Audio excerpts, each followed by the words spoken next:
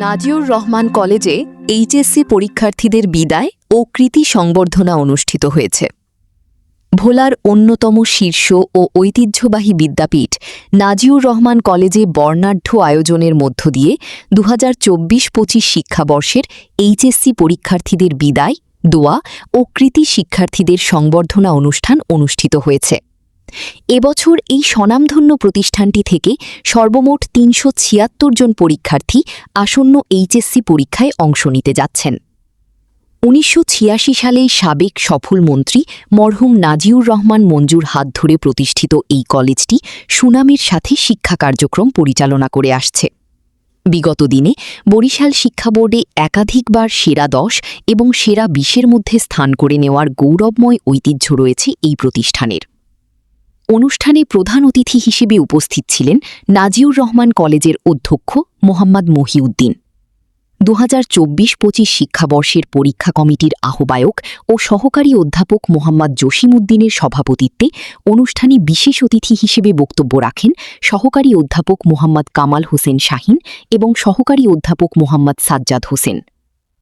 অনুষ্ঠানে বিদায়ী শিক্ষার্থীদের পক্ষে তাদের আবেগঘন অনুভূতি ও স্মৃতিচারণ করে বক্তব্য রাখেন বাণিজ্য বিভাগের শিক্ষার্থী মালিহা সালাম এবং মানবিক বিভাগের শিক্ষার্থী সাব্বির আহমেদ। শিক্ষার গুণগত মান রক্ষা এবং শিক্ষার্থীদের আশানুরূপ ফলাফল নিশ্চিত করতে কলেজ কর্তৃপক্ষের বিশেষ কিছু ব্যতিক্রমী উদ্যোগের কথা জানান শিক্ষকরা। এর মধ্যে অন্যতম হল প্রতি ১৫ থেকে ২০ জন শিক্ষার্থীর জন্য একজন করে মেন্টর বা গাইড শিক্ষক নির্ধারণ করা।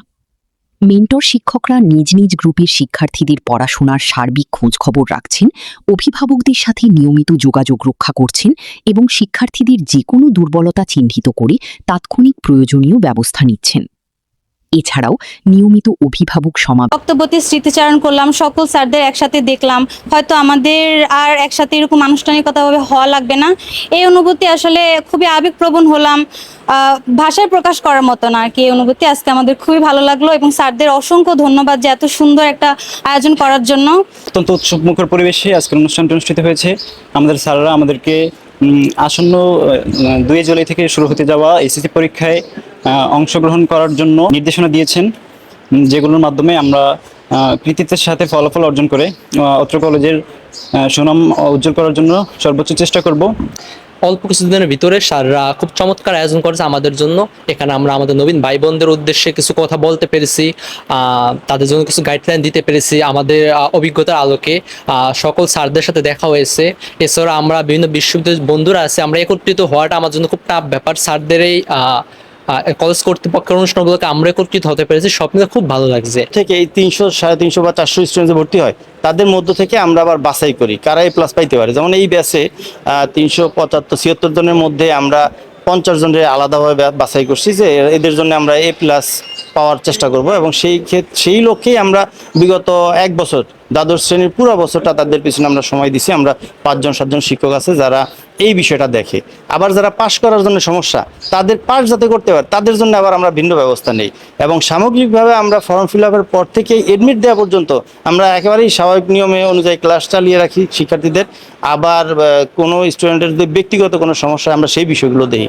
কলেজের মান রক্ষা করার জন্য বা প্রতিষ্ঠানকে আরও উন্নত করার জন্য আমরা ২টি মডেল পূর্ণাঙ্গ প্রায় ১৪০০ মার্কের মডেল টেস্ট পরীক্ষা নেওয়া হয়েছে। সেই জন্য আমি প্রত্যাশা করি এই ২০২৬ ব্যাচের শিক্ষার্থীদের কাছ থেকে প্রত্যাশা করি তারা যেন ভালো রেজাল্ট করে এই কলেজের সুনাম অক্ষুণ্ণ রাখে। বিগত দিনে নাজিউর রহমান কলেজে যে ধরনের কৃতিত্বের সাথে ফলাফল অর্জন করেছে, এবছরও যেন আরও সুন্দর সাফল্য অর্জন করতে পারে। উচ্চ মাধ্যমিক পরীক্ষার্থী ২০২৬ শিক্ষার্থীদের আজকে বিদায় ও দোয়া আয়োজন করেছি তাদের জন্য। এবং গত বছর অত্র কলেজ থেকে উচ্চ মাধ্যমিক পরীক্ষা দিয়ে কৃতিত্বের সহিত পাশ করেছে এবং বিভিন্ন পাবলিক বিশ্ববিদ্যালয় ভালো ভালো সাবজেক্টে তারা মেধার যোগ্যতা অর্জন করে ভর্তি হওয়ার যোগ্যতা অর্জন করেছে।